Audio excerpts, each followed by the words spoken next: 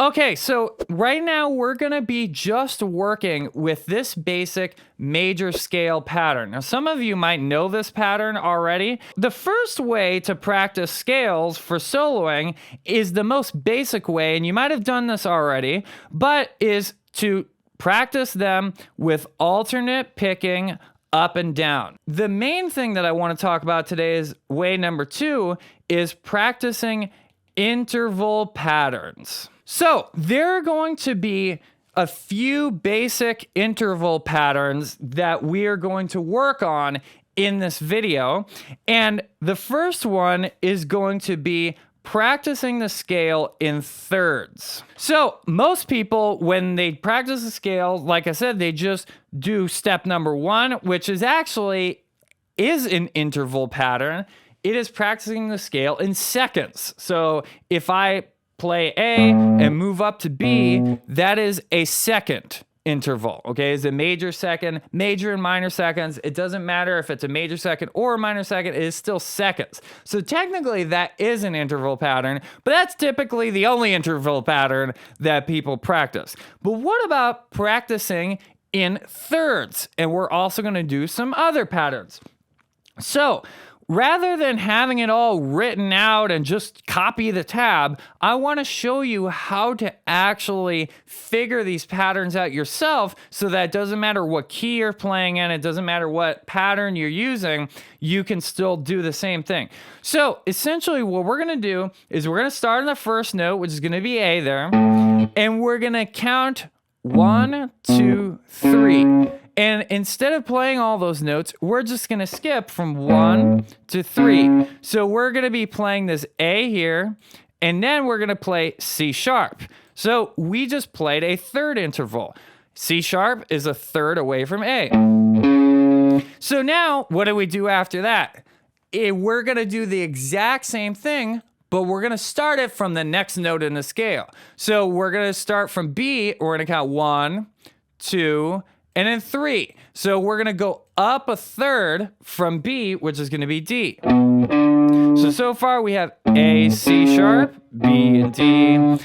And you just keep following that pattern over and over. So essentially with a third pattern, what we're doing is we're playing the first note, skipping a note, and then going back a note. So we skip the B, then we go back to the B and we skip the C sharp. And then we're going to keep going from there. So C sharp and then E and then D and F sharp and then E and G sharp and then F sharp and A and then G sharp and B and then A and C sharp. So if I play through the whole entire scale pattern, it'll sound like this.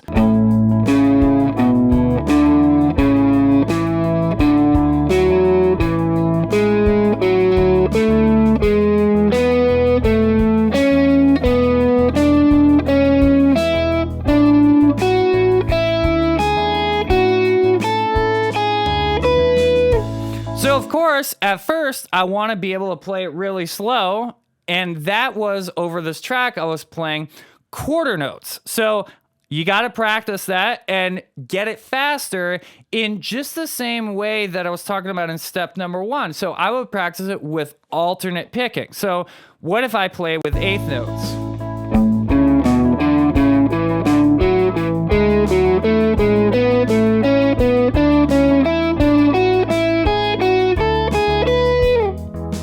Okay, so that would be eighth notes, and then I could also play it with 16th notes.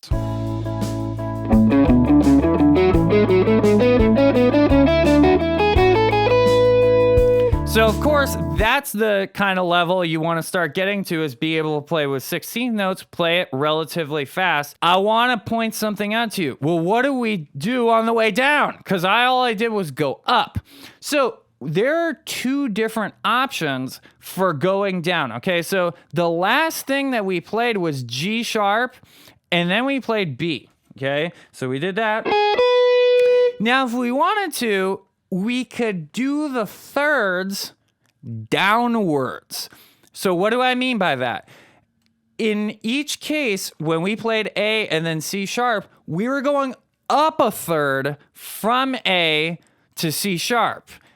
We were not going down a third. So if I did this is what I did, by the way, when I first started practicing these interval patterns. And then one of my teachers pointed out that you need to do another way as well.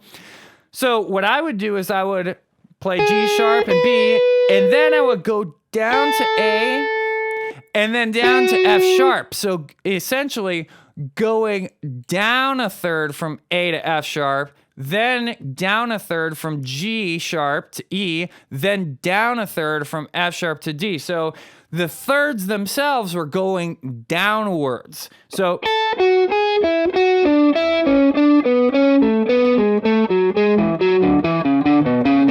now that's fine. That's a great sounding pattern, and you should definitely practice that too. However, I want you to try making sure the thirds still go upwards, but now we're just moving down each one we play. So instead of playing G sharp, B, and then A and F sharp and starting to go downwards, you should try playing G sharp, B, and then F sharp to A. So like this.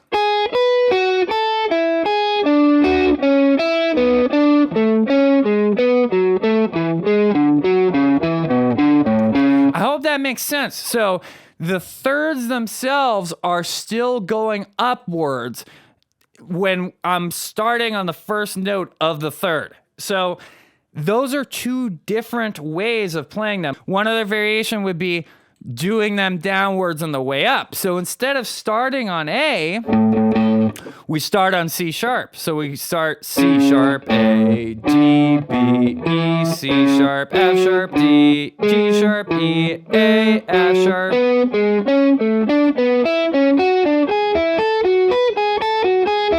And then continuing the same thing on the way down. I hope that it makes sense. So when you're working out these different patterns, make sure you don't just do them one way. Make sure you do them both upwards and downwards, both on the way up the scale and on the way down the scale. So we also can practice the scale in fourths, fifths, sixths, and sevenths. And of course, you could even go beyond there, but I really, really recommend practicing them at least in these ways that are listed here at minimum.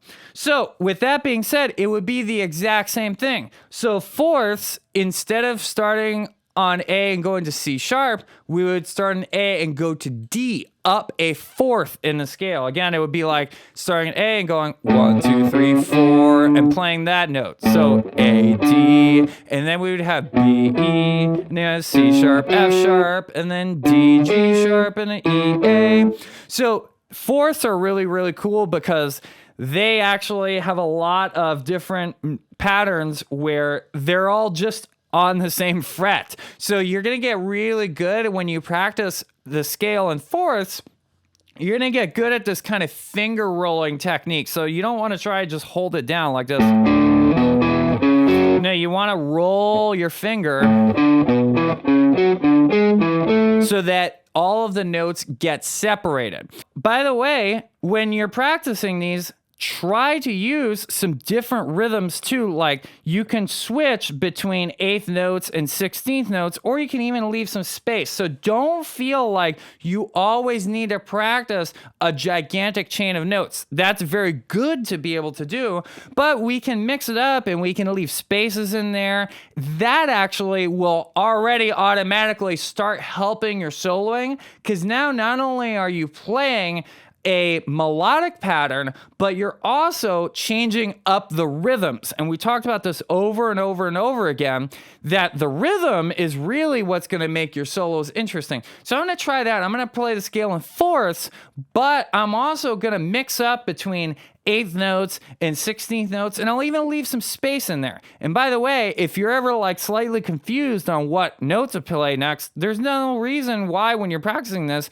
you can't for a second just stop and think, and then once you got it, come back in. So let's see what that sounds like.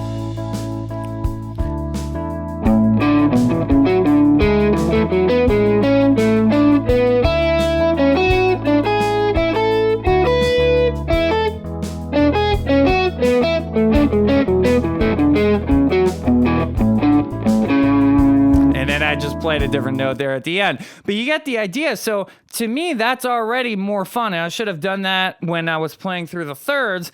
But make sure you practice these in that way, because it's kind of more interesting rhythmically going on. And even though we're not necessarily playing a solo yet, we are actually improvising a little bit the rhythms. Now, only do this if you make sure those rhythms are in the pocket. If you feel like you can't keep it under control just playing 8th notes or 16th notes, then it might not be a good idea to try doing this right away. But if you can, make sure you do it. It would really help have more interesting rhythms in your solos. So finally, we can have 5ths, 6ths, and 7ths. So this scale playing to 5ths would be like this: A going up to E. So this sounds really cool. A to E, and then B to F sharp. Again, I'm just starting on the note, going 1, 2, 3, 4, 5, and then starting on B, 1, 2, 3, 4, 5, and then starting at C sharp, 1, 2, 3, 4, 5, and skipping all the notes in between. So we'd have A, E, B, F sharp, C sharp, G sharp, D, A, E, B, F sharp, C sharp, G sharp, D,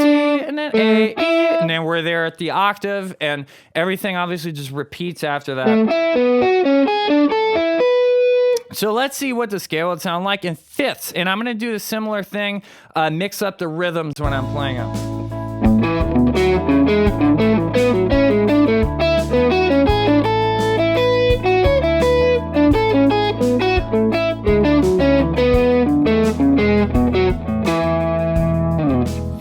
So I love playing the scale in 5ths. Playing the scale in 5ths sounds awesome. Let's hear what playing the scale in 6ths sounds like. So now once we get to these wider intervals, this is stuff that you don't hear most people playing very typically. It sounds very, very ear-catching when you start playing some of these wider intervals. And even if you're playing a lot of stepwise stuff, if you start mixing in just a little bit of this, oh man, it really takes your solos to the next level. So 6 would be, we count up 6 from A. So 1, 2, 3, 4, 5, 6. So A to F sharp. And again, by the way, you can just think, okay, once I found that first interval, just both notes move up a note in the scale. Or you could call that a diatonic step, by the way. If I'm on a note in a scale and I say move up a diatonic step, it just means move up to the next note in the scale. So instead of A and F sharp now, we'll have B and G sharp. And then we'll have C sharp and A, D and B, E and C sharp, F sharp and D, G sharp and E, and then A and F sharp. We're back at the octave. Yep, made a mistake for a second. So that would be the whole scale in 6. Let's just see what the scale sounds like in 7ths. It's very, very cool. So A going all the way up to G sharp. Very, very wide interval, that major 7th interval. So both notes move up a diatonic step. So A moves up to B and G sharp moves up to A. So we have B and A.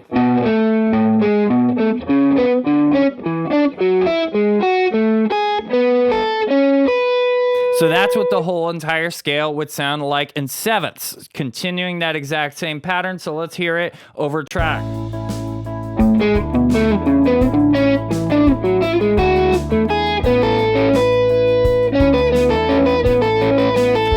Go between two of them. It sounds super cool.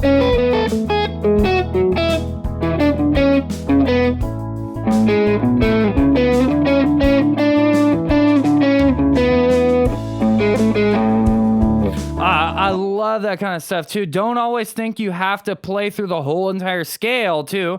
Try to just pick like 2 little intervals out of the whole entire pattern. That oftentimes sounds super cool when you're soloing.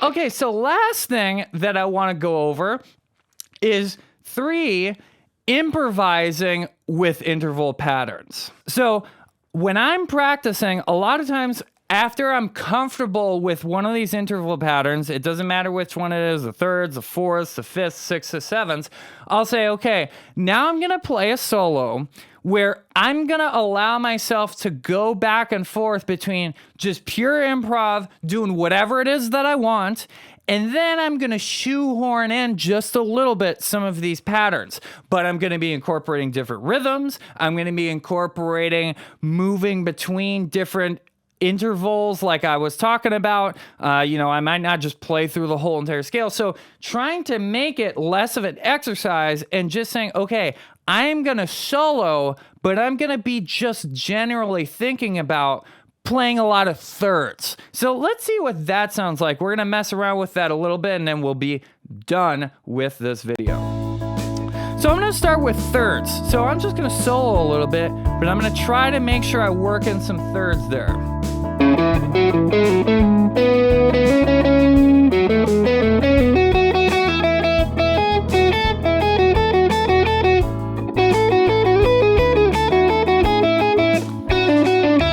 Sounds great when you repeat them too.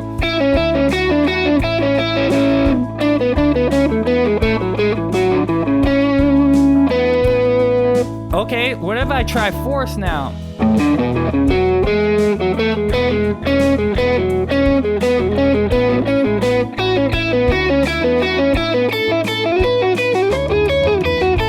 I know I went off the reservation there a second.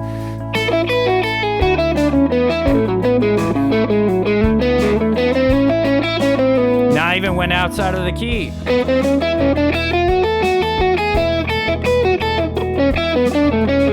Now there was those fourths again.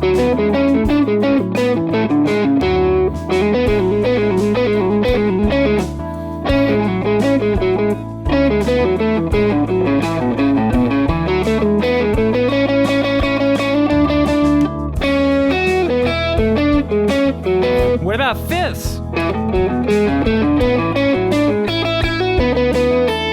What about sevenths?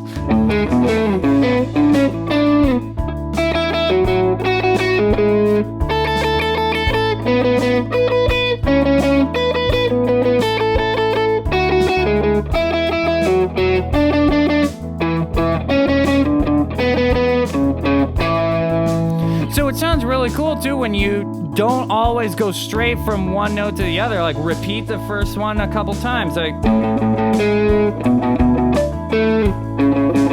sometimes I miss that string skip.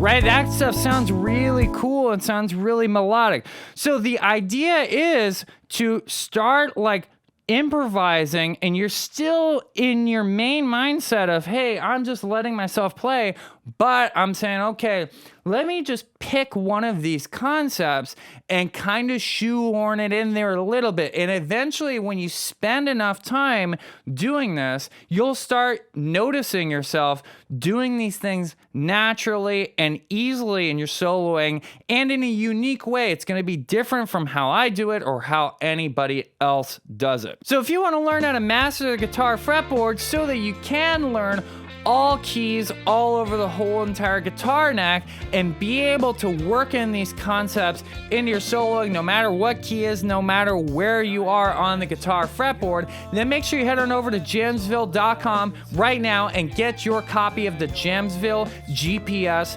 Fretboard Fundamentals course. Also, make sure you check out the Jamsville merch store and pick up your own awesome freaking Jamsville t-shirt just like this one. It fits super well. It looks awesome. I mean, come on, guys, come on. You know that thing looks good. You know you want one. Go ahead and pick one up. And then also make sure you check out my music on Spotify. I just released a song. It's called My Divine. That is what you're listening to in the background right now. Make sure you listen to it on Spotify, the full version, and I also have other songs in there as well. Make sure you like the video and subscribe to the channel so you don't miss any lessons from now on. And until next time, listen, learn, and jam.